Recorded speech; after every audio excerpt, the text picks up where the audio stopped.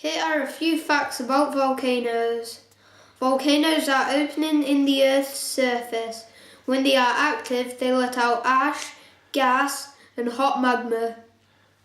The word volcano originally comes from the name of the Roman god of fire, Vulcan. The place which has the most volcanic activity right now is Io, one of Jupiter's moons, but Mars has the biggest known volcano. There are volcanoes found on the ocean floor and under ice caps. There are 1,010 active volcanoes and about 80 under the oceans. Here is a model that I have made of a volcano erupting. I hope you enjoy.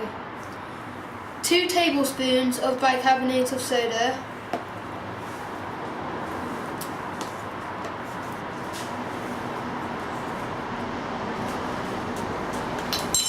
some washing up liquid,